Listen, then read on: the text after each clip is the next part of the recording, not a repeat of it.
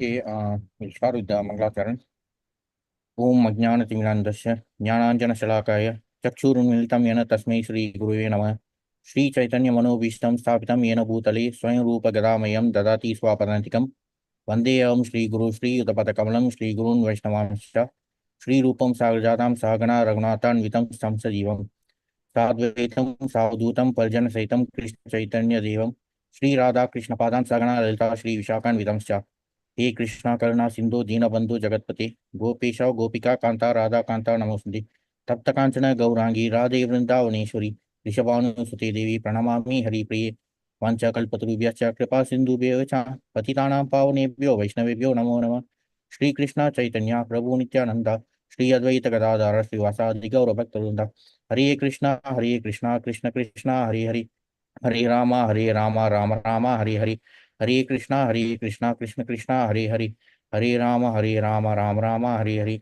हरे कृष्णा कृष्ण कृष्णा हरे राम राम राम हरे ओम नमो भगवते वासुदेवाय ओम नमो भगवते वासुदेवाय ओम नमो भगवते वासुदेवाय Hare Krishna. So we'll continue with Śrīmad-Bhāgavatam, Canto 1, Chapter 13, verse 15.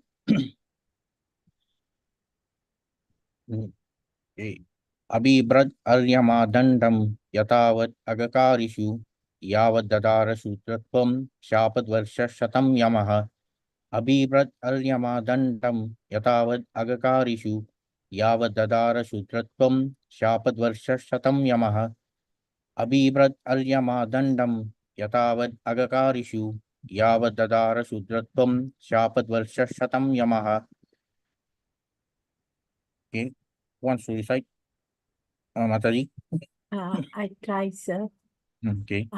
Abhirat ayamam damdam yatvat aga karisu yavat dadhara sutravam sapat varasam satam yama. Hare Krishna. Hare Krishna.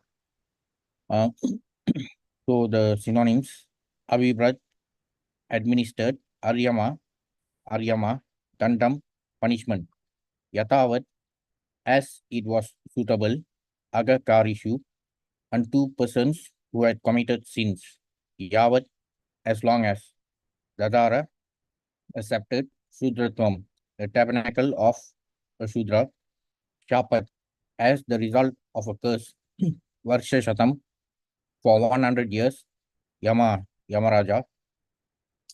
Okay, before proceeding with the purport, I want to read this commentary of Srila Vishwanath Chakravarti Thakur for this verse. Okay, for this verse, the commentary of Srila Vishwanath Chakravarti Thakur in his Sharartha Darshini. So in the commentary, it's stated that one should not, the translation for the verse, as long as Yama passed his life for 100 years as a Shudra, because of a curse, Aryama performed his duties of punishing the sinful in an appropriate way.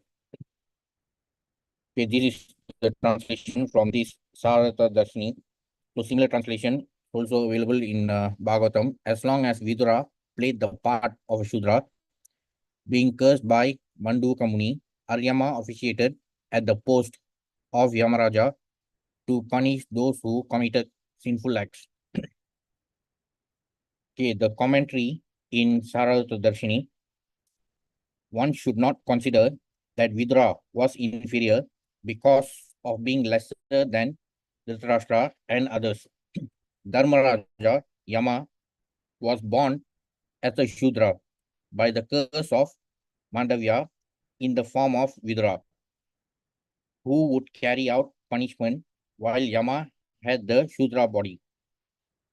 So Vidura is actually Yamaraj born due to a curse. Yamaraj was born as Vidura due to this curse. So who took over the post of Yamaraj when Yamaraj himself was born as Vidura? Aryama held the post. Abhibrat is poetic license for Abhibhava. One time, the soldiers of a king were chasing some thieves. They caught them near Mandavya, who was performing penance. So Mandavya is this Manduka Muni. By the king's order, they were all impaled, but the king recognized the sage and had him taken down and took care of him. The sage went to Yama and in anger spoke, "Why was I impaled?" Yama replied, "As a boy, you pierced a grasshopper with the tip of a kusha grass as play." Hearing this, Mandavya cursed Yama, "Since you punished so severely, though I was an ignorant boy at the time, you should become a Shudra." So this is from the commentary by Srila Vishnath Chakravarti Thakur in his Sarartha Darshini about the story behind how Yamaraj was cursed by Manduka Muni, or as stated here, Mandavya. So Yamaraj punished Manduka Muni because as a boy he pierced a grasshopper with the tip of a kusha grass. So hearing this, Mandavya cursed Yama, "Since you punished so severely, though I was an ignorant boy at the time, you should become a Shudra." So this is how Yamaraj got this curse got cursed by Manduka Muni, and he took birth as a Shudra in the form of Vidura. So when Vidura descended to the material world, as when Vidura was born, so Aryama took over the position of Yamaraj. So this was the story about how Yamaraj got cursed by Manduka Muni, and that's how he was born as Vidura, as a Shudra. By birth, Vidura was a Shudra due to this curse by Manduka Muni. So now, before we proceed further, last week we were also discussing about this the family tree of Vidura. So who are the siblings of Vidura? Dharasthara and Pandu. Okay, so they were all born to Vyasha, Ambika, Mm. and Malika.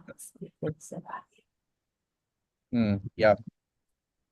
So the family tree, we can see that the actual the husband of Ambika and Ambalika was Vichitravirya, son of Satyavati.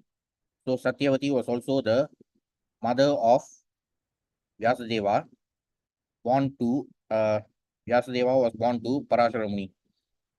So after the death of Vichitravirya, so Vyasadeva impregnated Ambika Ambalika, and they gave birth to Dhritarashtra and Pandu, and Vidra was born to the maidservant. So this was particularly, the arrangement was such that Vidra was born to this Shudrani or maidservant to fulfill the curse of Manduka Muni. But it is not like based on the commentary from Saratadarshini, we can see that Yamaraja punished Mandukamuni for a sin committed by Mandukamuni when he was still an ignorant boy. So does this mean that Yamaraj himself was an ignorant person? So what do you all think?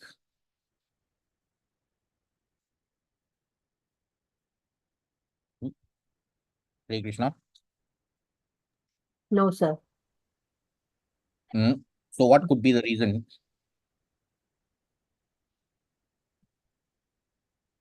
Because then, Pardon? because then, Because of what? Manduka Muni cursed Vidura, Yamaraj. Yeah, but he cursed Yamaraj. But what about the actions of Yamaraj? He punished Mandukamuni for something which he did as an ignorant boy. So does that mean Yamaraj was also ignorant? Yes. Okay, so we'll see the explanation is given in this purport by Srila Prabhupada about because everything happens due to the arrangement by the Supreme Lord. So though from the superficial level things may appear differently, but ultimately what is desired by the Supreme Lord, it all depends on his arrangement. So we'll also see regarding that in this purport. Okay, Vidura, born in the womb of a Shudra woman, was forbidden even to be a party of royal heritage along with his brothers, Dhritarashtra and Pandu. Then how could he occupy the post of a preacher to instruct such learned kings and Kshatriyas as Dhritarashtra and Maharaja Yudhishthira? The first answer is that even though it is accepted that he was a Shudra by birth, because he renounced the world for spiritual enlightenment by the authority of Rishi Maitreya and was thoroughly educated by him in transcendental knowledge, he was quite competent to occupy the post of an Acharya or spiritual preceptor. So, in this chapter, titled Dhritarashtra Quits Home, so the scene which is actually happening now is that Vidura has arrived at the palace and Maharaj Yudhishthira has already taken over as the king of Hastinapura, and Dhritarashtra, after the death of all his children, is now under the care of Maharaja Yudhishthira. So Vidura actually came back after completing his pilgrimage. So the actual story about his pilgrimage, about his the discourse which happened between Rishi Maitreya and him are all covered in detail in the upcoming cantos, like canto 3 onwards especially. So the subject matters covered by Rishi Maitreya, the knowledge imparted by Maitreya Rishi to Vidura, all those topics are mostly covered in canto 3 onwards. So he, during the pilgrimage, Vidura accepted this transcendental knowledge from Maitreya Rishi, and as we can also see that he left for this pilgrimage to attain transcendental knowledge, but his elder brother, the one who is supposed to be more matured and more spiritually enlightened, that elder brother is actually the exact opposite of Vidura. Because even from the Mahabharata, we can see that Vidura was never impartial to the sons of Dhritarashtra and the sons of Madhu. But what about Dhritarashtra himself? From the very first verse of the Bhagavad Gita, we can clearly see that what kind of person Dhritarashtra really was. So what does Dhritarashtra say in the first verse of the Gita? Anyone? The first verse was spoken by Dhritarashtra, right?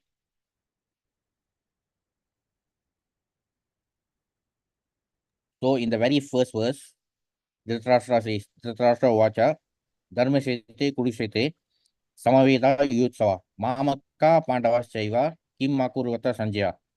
So in that verse itself, Dhritarashtra says, Mamaka Pandavaschaiva. So even in the purport to that verse, Srila Prabhupada explains about the mentality of Dhritarashtra. So he was regarding his sons as different from the sons of Pandu. So from the very beginning, all the problems were due to his partiality, and also he himself was a very selfish person, and he was not just physically blind, he was also spiritually blind. This was despite the fact that he was surrounded by the more spiritually enlightened persons, not just his younger brother Vidura, but another person who was very close to him was also extremely spiritual. Who was that? There was another person who was very close to Dhritarashtra, and that person was also a very pious person, right? Sanjaya, is it? No. Yeah, but there was someone even closer, actually the closest person to Dhritarashtra. She was also a very pious Oh, and spiritual. Gandhari. Yes. Gandhari. So even regarding the descriptions about Gandhari, so she was not blind. Unlike Dhritarashtra, she was not blind. But what did she do after the marriage? She blindfold. So she was such a chaste wife, and she was also a very pious person.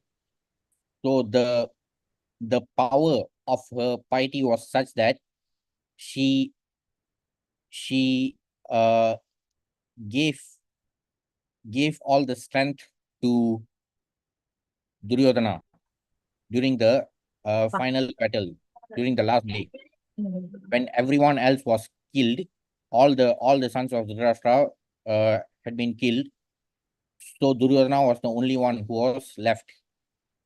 So the final outcome was to be decided through the Gada Yuddham between Duryodhana and Arjun, Bhima. Yeah.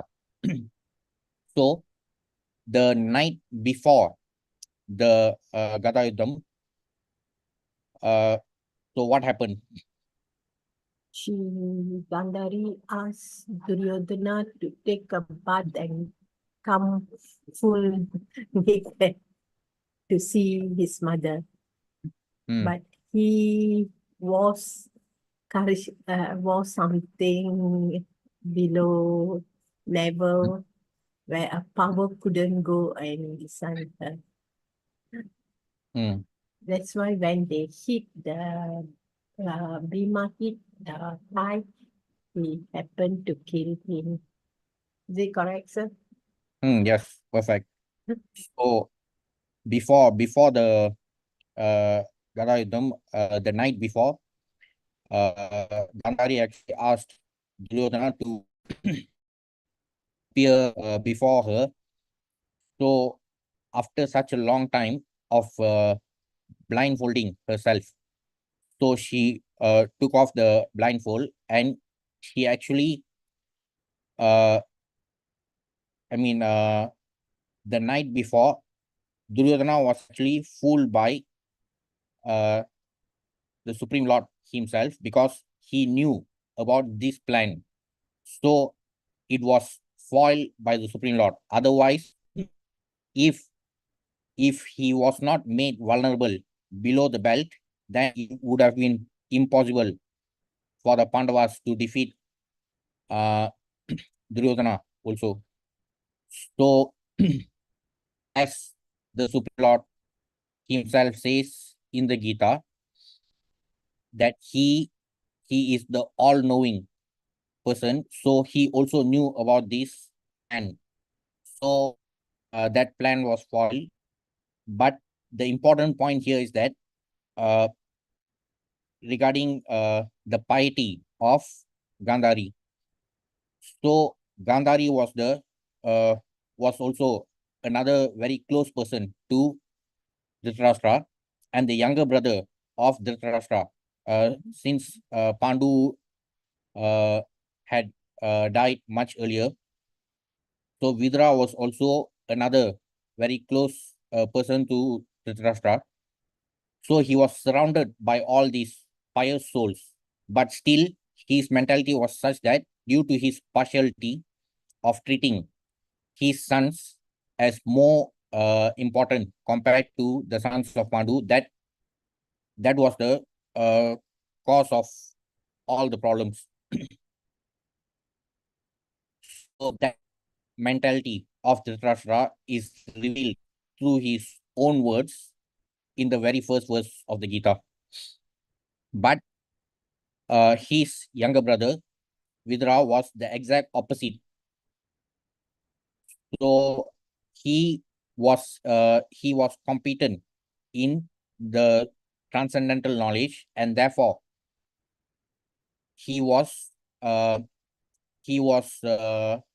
being um, the family members. Once he returned after his pilgrimage, all the family members were inquiring about his pilgrimage, and they wanted to know more about this transcendental knowledge from him. So since he received the knowledge from uh, other senior authorities like Maitreya Rishi, so he was in a position to deliver the knowledge regardless of his birth, because it is also uh, stated in the Gita regarding the in chapter 2 in verse 2.20. So in the Gita verse 2.20, the Supreme Lord says, Na jayate niyate va kadachin nayam bhutva bhavitava na bhuyaha ajo nitya shashvatayam purano na hanyate hanyamane sharire. So the soul is unborn. This so-called birth which we are taking is merely the transmigration of the soul. As long as we remain as conditioned souls, so whatever activity we perform in this material world, so we do it through this material body. So from the time our soul enters into one particular body and it remains there for some time, the soul remains unchanged, but the material body undergoes many changes. So that change is also described in the Gita in 2.13. Dehinosmin yata dehe kaumaram yavanam jara tata deyantra pratir dhirastatra namuhyati. So from from the early from the time of birth, the material body undergoes many changes, but the soul remains unchanged. The embodied soul does not undergo changes, but the engagement, the material body undergoes so many changes. And ultimately, towards the end of towards the end, when the material body has to be discarded, then the conditioned soul transmigrates to another material body. So whatever material designations, including the Varna designation, is also a temporary designation. So Vidura was only a Shudra by birth due to the fact that he was born to that Shudrani. But that is not our true identity. It was just actually the Varna itself is not based on birth. According to Sri Chaitanya Mahaprabhu, anyone who is conversant in the transcendental knowledge or the science of Godhead, be he a Brahmana or a Shudra, a householder or a sannyasi, is eligible to become a spiritual master, even in the ordinary moral codes maintained by Chanakya Pandita, the great politician and moralist. There is no harm in taking lessons from a person who may be by birth less than a Shudra. This is one part of the answer. The other is that Vidura was not actually a Shudra. So this purport can be divided into two parts, like how Vidura was qualified despite being a Shudra by birth, how he was qualified to deliver or to impart transcendental knowledge. Okay, that is the first part. The other part is regarding the history behind how he was cursed and how he took birth as a Shudra. So we'll first look at the more the detailing behind the first part, especially regarding the Varna. So that this verse from the Gita, verse 4.13. So in this verse, the Supreme Lord himself explains about the Varna system. Chaturvanyam Maya system, Gunakarma Vivagasa, Tasya Kartaram Apimam, Vidya Kartaram Avyayam.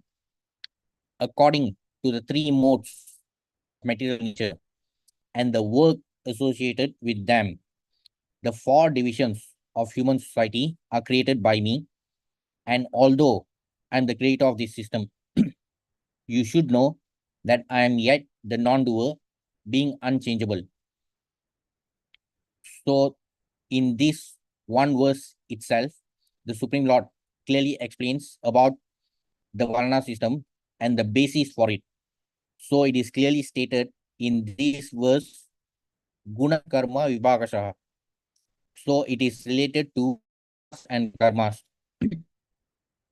So for the conditioned souls who are born to this material world, we can never escape from the clutches of Maya, especially through the three puppeteers, the three modes of material nature.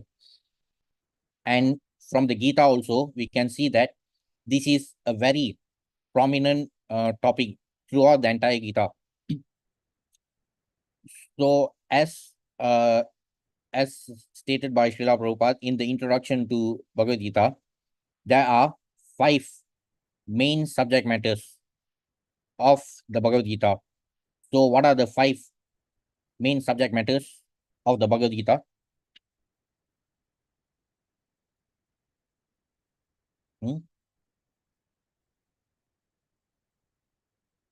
Actually, Srila Prabhupada has summarized. He has actually summarized the entire Gita in the introduction itself. So the first 30 pages of Bhagavad Gita as it is, that introduction, that itself is a very unique feature of Bhagavad Gita as it is, compared to the other editions by other the other schools, because the introduction itself is so it captures the entire essence of the Gita itself. So in that introduction section, Srila Prabhupada mentions about 5 main subject matters of the Gita: Ishvara, Jiva, Prakriti, Kala, Karma.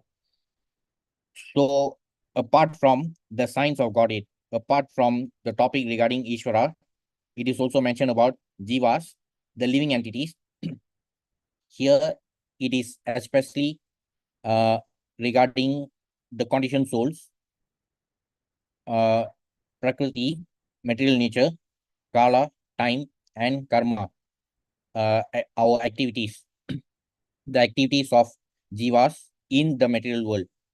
So as long as conditioned souls are trapped in this material world, we will always be performing karmas, and we will always be under the influence of the 3 modes of material nature. So this Varna system is also based on gunas and karmas.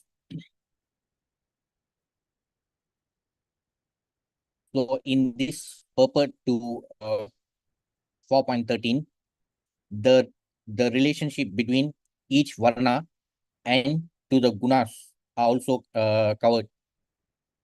The Lord is the creator of everything. Everything is born of him. Everything is sustained by him, and everything after annihilation rests in him. He is therefore the creator of the 4 divisions of the social order. So this Varna system refers to the divisions of social order. When we talk about Varnashrama, so that actually refers to Varna and Ashrama. So Varna system is the social order. The ashramas, the 4 ashramas, those refer to the spiritual order. The 4 divisions of the social order, beginning with the intelligent class of men, technically called Brahmanas, due to their being situated in the mode of goodness. Next is the administrative class, technically called the Kshatriyas, due to their being situated in the mode of passion. The mercantile men, called the Vaishyas, are situated in the mixed modes of passion and ignorance. And the Shudras or laborer class are situated in the ignorant mode of material nature. So this is how the each of the Varnas are related to the 3 modes of material nature. So as stated in the verse itself, the division of these Varnas are based on gunas and karmas. So each Varna can be mapped to a particular mode. So the Brahmanas are in the mode of goodness, Kshatriyas in the mode of passion, the Vaishyas in the combination of passion and ignorance, the Shudras in the mode of ignorance. In spite of his creating the 4 divisions of human society, Lord Krishna does not belong to any of these divisions because he is not one of the conditioned souls, a section of whom form human society. So it is clearly stated here that this Varna system is especially meant for the conditioned souls, a section of whom form human society. Human society is similar to any other animal society, but to elevate men from the animal status, the above mentioned divisions are created by the Lord for the systematic development of Krishna consciousness. So, though human beings are also like other conditioned souls, all the conditioned souls in this material universe occupy the 84 lakh apartments. So just like us, there are many other living entities who are trapped in different apartments. Out of the 84 lakh apartments, we have been blessed with this wonderful opportunity because we are now occupying this apartment of the human species. So this is deemed as the perfect opportunity for us to further progress in reawakening our dormant Krishna consciousness. Therefore, this Varna system is prescribed especially for the human society. The tendency of a particular man toward work is determined by the modes of material nature which he has acquired. Such symptoms of life, according to the different modes of material nature, are described in the 18th chapter of this book. A person in Krishna consciousness, however, is above even the Brahmanas. Although Brahmanas by quality are supposed to know about Brahman, the supreme absolute truth, most of them approach only the impersonal Brahman manifestation of Lord Krishna. So the word Brahmana itself, it refers to the person who knows about Brahman, especially the Parabrahman. So the Brahmana is the one who has knowledge about Brahman, Brahma Jana iti Brahmana. However, the knowledge about Brahman itself, as we know, is uh, there is this hierarchy of the knowledge about the supreme absolute truth. So most Brahmanas approach only the impersonal Brahman manifestation. So as we know from also from the Gita in verse 2.2. So in the purport to verse 2.2, in the first part of the purport, Srila Prabhupada explains about the three levels of realization of the absolute truth. So most Brahmanas approach only the impersonal Brahman manifestation of Lord Krishna. So that's why even the knowledge of a Brahmana is regarded as incomplete, because the impersonal Brahman manifestation is just the partial feature, and the complete feature is actually the Bhagavan realization. So a man who transcends the limited knowledge of a Brahmana and reaches the knowledge of the Supreme Personality of Godhead, Lord Sri Krishna, meaning the Bhagavan realization, becomes a person in Krishna consciousness, or in other words, a Vaishnava. So the Varna which is even higher than the Brahmana is that of a Vaishnava. Actually, the Vaishnava is the one who has actually transcended even the Varna system. So Brahmana is not, though it may appear that Brahmanas are associated with the mode of goodness, still even the mode of goodness is still one of the material modes of nature. So regarding this topic of the three modes of material nature, it is, as mentioned earlier, it is a very prominent topic throughout the entire Gita, because there are references to this topic as early as chapter 2 itself. Of course, chapter 2 of the Gita is a summary of the entire Gita. Before the Supreme Lord goes into detail, he provides a summary of the entire Gita in chapter 2 itself. So in chapter 2 also, there are references to these three modes of material nature. And there are repeatedly, we can see that there are references to these three modes of material nature in all the subsequent chapters. So even until chapter 14, we know that chapter 14 is the chapter which is dedicated to this of the three modes of material nature. But even before chapter 14, there are references to the three modes of material nature. Then in chapter 14, it is dedicated to that particular subject matter about the three modes. So even from chapter 14 itself, we can see that in chapter 14, there are 27 verses. So from the beginning, each and every single mode is explained from various aspects, according to various aspects. But towards the end of chapter 14, especially in verses 26 and 27, in verse 26, 14.26, the Supreme Lord says, the one who transcends, it is extremely important for one to transcend the three modes, and that process of transcending the three modes is only possible through devotional service. So that exact word is used in 14.26, Bhakti Yogena Sevate. So that is how one can transcend even beyond the level of a Brahmana.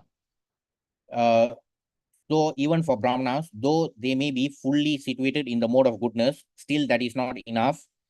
In order to be fully liberated from this material world, one has to transcend to the level of a Vaishnava, and that is possible only through devotional service. Only a Vaishnava will have complete knowledge about the Bhagavan realization. Krishna consciousness includes knowledge of all different plenary expansions of Krishna, namely Rama, Narasimha, Raha, etc. And as Krishna is transcendental to this system of the four divisions of human society, a person in Krishna consciousness is also transcendental to all divisions of human society, whether we consider the divisions of community, nation, or species. So the Varna is also another material designation. So even if one is born in a Brahmana family, or even if one has attained the state of a Brahmana, still that may not necessarily guarantee liberation from this material universe, because one has to even transcend the level of Brahmana. Being situated in the level of a Brahmana is still, though the mode of goodness may appear to be purer than the other modes, still it is still part of, it is still one of the material modes. Therefore, in order to completely liberate ourselves from this material world, it is important to transcend all sorts of material designation. And that's why a Vaishnava is greater than a Brahmana. So that's why Vidura, despite being born in, despite being born as a Shudra, that was just a material designation, but through his actions as a devotee, so he became qualified. And as mentioned in this purport in Gita 4.13, there are also further explanation regarding the three modes in chapter 18. So in the Gita, before chapter 14 also, there are a lot of references to the three modes. In chapter 14, it is dedicated to the three modes. And even after chapter 14, even in chapter 18 also, in the first half of chapter 18, the three modes are also explained by the Supreme Lord according to many other aspects, like what is knowledge in the three modes, what is happiness in the three modes. So in the first half of chapter 18 also, the Supreme Lord provides further explanation about the three modes. Then in 18.40, the Supreme Lord says, Na tada tripiteva divi deveshu apunaha sattvam prakriti muktam yadevisha tribir gunai. There is no being existing either here or among the demigods in the higher planetary systems, which is freed from these three modes born of material nature. So it is not that only the living entities, the conditioned souls of human beings in this middle planet are affected by the three modes, even up to the level of Brahma himself. He is also not free from the influence of the three modes. So that's why even Brahma himself is not immune to the problems of Janma Mrityu Jara Vyadi. Even after his 100 years, even Brahma has died. So all the living entities in the material world will always be subject to the influence of the three modes. That's why this topic regarding the three modes of material nature is very prominent throughout the entire Gita. So the Varna system is also based on the gunas, as uh, explained by the Supreme Lord in 18.41. Brahmana Kshatriya Vaishyam Sudranam cha Parantapa Karmani Pravivaktani Svabhava Prabhavir Gunai. Brahmanas, Kshatriyas, Vaishyas, and Shudras are distinguished by the qualities born of their own natures in accordance with the material modes. O chastiser of the enemy. Now, who is a Brahmana? In 18.42, the Supreme Lord provides explanation regarding the qualities of a Brahmana, like who is a Brahmana. Vidura was, in the case of Vidura, we can also see that there are many others. All the devotees, they are not just Brahmanas, they have actually transcended even the level of a Brahmana. But in many places, especially when this discourse is going on, so from the beginning of Bhagavatam itself, there's this discourse between Narada Muni and Vyasadeva. And in the second canto also, there's the conversation between Narada Muni and Lord Brahma. So when this discourse is going on between these devotees, they also refer to each other as Brahmanas. Like in the second canto, when Lord Brahma is explaining about the science of creation to Narada Muni, Lord Brahma addresses Narada Muni as Brahmana in several places. So that simply means that Narada Muni is being addressed as Brahmana because he has transcended being a pure devotee. He has actually transcended even the level of a Brahmana. So a Vaishnava has all the qualities of Brahmana and beyond. So even more than qualities of Brahmana. So Vaishnava has even more than the qualities of Brahmana. So what are the qualities of Brahmana? As mentioned by the Supreme Lord himself in Gita 18.42. Shanti Rajam Vinyana Mastikyam Brahma Karma Swajam. Sama, peacefulness. Dhamma, self-control. Tapa, austerity. Saucham, purity. Shanti, tolerance. Arjavam, honesty. Eva, certainly. Cha, and Jnanam, knowledge. Vinyanam, wisdom. Astikyam, religiousness. Brahma, of a Brahmana. Karma, duty. Svavajam, born of his own nature. Peacefulness, self-control. Austerity, purity, tolerance. Honesty, knowledge, wisdom, and religiousness. These are the natural qualities by which the Brahmanas work. So these are the qualities of Brahmana. So the popular misconception that someone who is born in a Brahmana family is a Brahmana is utter rubbish, because it is completely in contradiction with what the authentic scriptures say. In this verse, also from 4.13, and also in this verse especially, we know about who is a true Brahmana. So a Brahmana is not decided by birth. Of course, someone who may be born in a Brahmana family, he has the advantages to further progress in his development of Krishna consciousness. That is an advantage. But that person may or may not progress, because it is all due to the free will.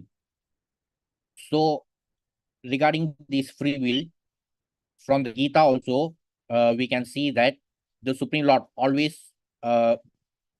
provides this opportunity to all the living entities to act according to their free will.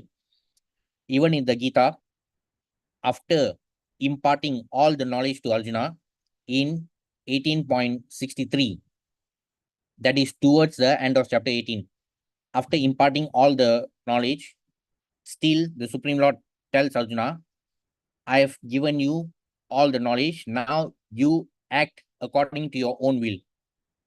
So that is how even the conditioned souls, they are the ones who desire to act according to their own desires. And that's how we have all ended up here in this material world. So even for someone who is born in a Brahmana family, that person has the advantage, because he or she is born into that environment which is ideal to progress further in Krishna consciousness, but especially in this Kali Yuga, that may not always be the case, because a lot of people, they tend to identify themselves as Brahmins simply because they were born into a Brahmin family. So that itself, their shallow and superficial knowledge of identifying themselves as Brahmins by birth, that itself shows what type of Brahmins they are. Because based on what the Supreme Lord himself explains, these are the qualities of Brahmana. So the Varna system is also based on the gunas and karmas. So not just in 18.42, in the subsequent verses also, like in 18.43, 18.44, the qualities of each Varna has been specified by the Supreme Lord. So that's why Vidura, though he was by birth a Shudra, but still he was qualified to impart transcendental knowledge, because based on his gunas and karmas, he even transcended the level of a Brahmana. That's how he became qualified to impart the transcendental knowledge to Yudhishthira and Dhritarashtra. So that is regarding the first part of how Vidura became qualified to impart the spiritual knowledge. Now, regarding the second part of the purport, the other is that Vidura was not actually a Shudra. He was to play the part of a so-called Shudra for 100 years, being cursed by Mandukam. He was the incarnation of Yamaraja, one of the 12 Mahajanas, on the level with such exalted personalities as Brahma, Narada, Shiva, Kapila, Bhishma, Prahlada, etc. Being a Mahajana, it is the duty of a Raja to preach the cult of devotion to the people of the world, as Narada, Brahma, and other Mahajanas do. So, especially in the case of Narada, he preaches Krishna consciousness to everyone throughout the entire universe. He is able to travel to different planets, and he preaches the glories of the Supreme Lord to everyone. But Yamaraja is always busy in his plutonic kingdom, punishing the doers of sinful acts. So here, Yamaraja is actually in a disadvantageous position due to his duty. He is not as free as Narada to always associate with the higher souls, because Narada Muni is always, he has the opportunity to travel to various planets and preach the glories of the Supreme Lord. However, due to his duties, Yamaraja is always busy in his Plutonic kingdom, punishing the doers of sinful acts. Yamaraja is deputed by the Lord to a particular planet, some hundreds of thousands of miles away from the planet of Earth, to take away the corrupt souls after death and convict them in accordance with their respective sinful activities. Thus, Yamaraja has very little time to take leave from his responsible office of punishing the wrongdoers. There are more wrongdoers than righteous men. Therefore, Yamaraja has to do more work than other demigods who are also authorized agents of the Supreme Lord. So Yamaraja's position is such that though he is one of the Mahajanas, unlike the other Mahajanas who get to associate more with the pious souls, Yamaraja has this duty of having to punish the impious ones. Therefore, he rarely gets the opportunity to associate with the pious souls and to preach the glories of the Supreme Lord, unlike the other Mahajanas. But he wanted to preach the glories of the Lord, and therefore, by the will of the Lord, he was cursed by Manduka Muni to come into the world in the incarnation of Vidura. and work very hard as a great devotee. Such a devotee is neither a Shudra nor a Brahmana. He is transcendental to such divisions of mundane society, just as the personality of Godhead assumes his incarnation as a hawk, but he is neither a hawk nor a Brahma. He is above all mundane creatures. So this is why all material designations, even the Varna designation, one may be a Brahmana, but still that is still a material designation. Though a Brahmana may be 100% situated in the mode of goodness, still that does not guarantee liberation. Someone who even dies in the mode of goodness, being situated in the mode of goodness 100%, even that person will still take birth in this material universe, though that person may be born in the higher planetary systems. So even for someone who is fully situated in the mode of goodness, so liberation is not guaranteed for such a person. So even for a true Brahmana who may be situated fully in the mode of goodness, that person can only elevate himself to the higher planetary systems, which are still within this material universe. The topmost region is the abode of Lord Brahma. So, as explained in chapter 14 of the Gita, a Brahmana who is fully situated in the mode of goodness will only be able to attain the higher planetary systems, which are still below the position of Satyaloka or the abode of Lord Brahma. As we know, the position of Lord Brahma is also such that even he is not immune to the problems of birth, death, old age, and disease. And as we saw just now in Gita 18.40, it is also explained that all the three planetary systems, the three divisions of the material universe, all the 14 planetary systems are still subject to the influence of the three modes of material nature. And therefore, even for someone who really wants to be liberated from this material universe, has to transcend even the level of a Brahmana. That's why the great devotees like Vidra and Narada Muni and many others, they cannot be restricted to the material designations, because their true identity as great devotees, as true Vaishnavas, they have transcended the level of Brahmana also. So that's why they are liberated souls. So such a devotee is neither a Shudra nor a Brahmana. He is transcendental to such divisions of mundane society, just as the personality of God himself.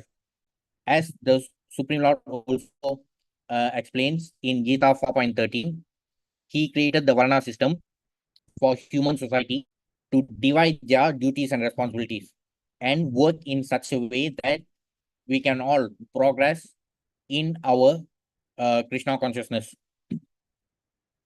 But the Supreme Lord is always transcendental to everything. So the devotees, the great Vaishnavas, are also similar to the Supreme Lord in the sense that they have also transcended all the material designations.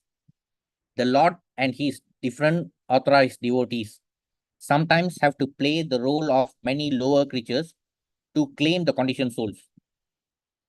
So this is why Vidura was born as a Shudra. Though he was by birth a Shudra, still he was a great devotee, which he demonstrated through his actions, through his gunas and karmas.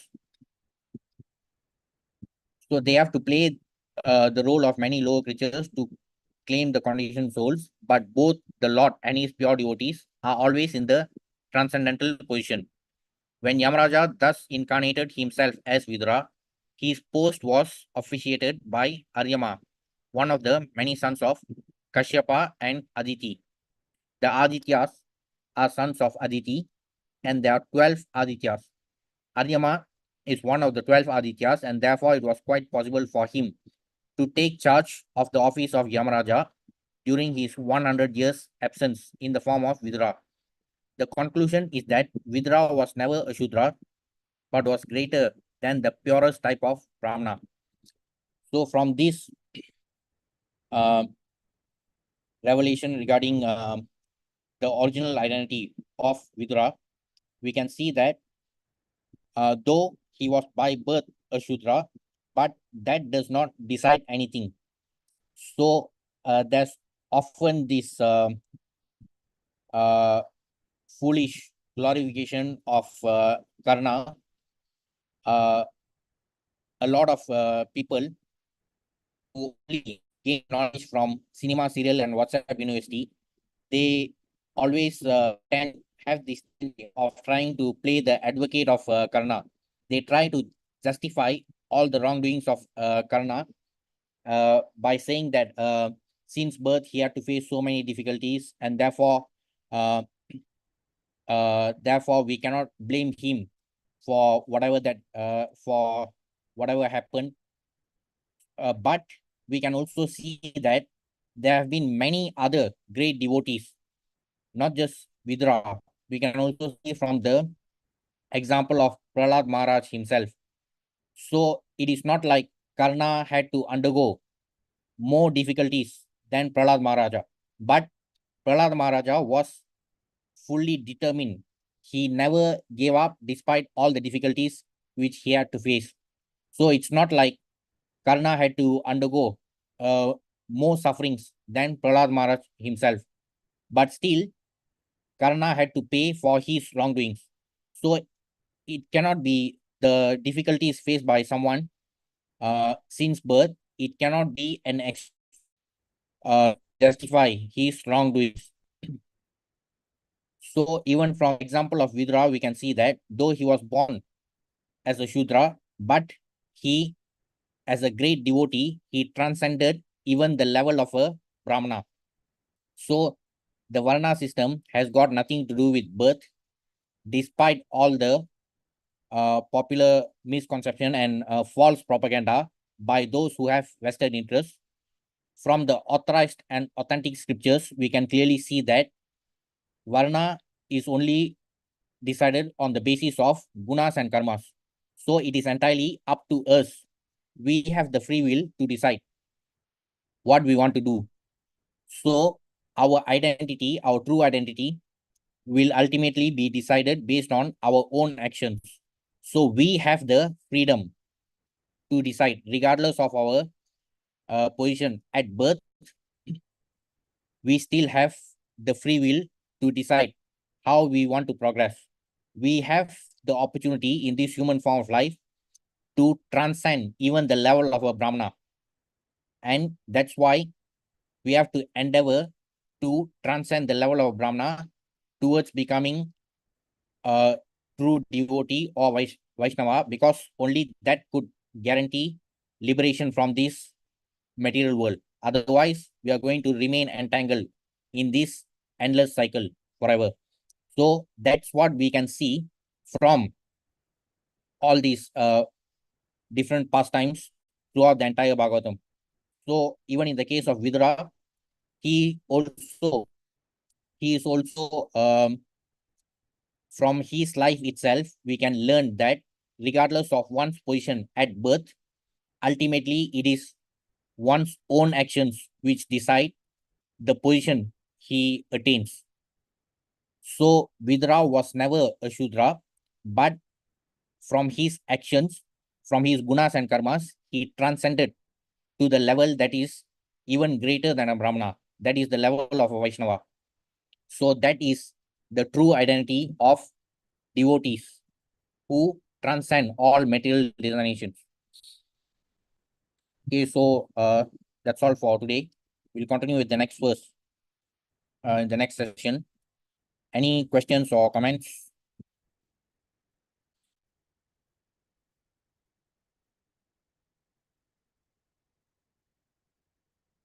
No? Yep, okay. Thank you. Hare Krishna. Thank you.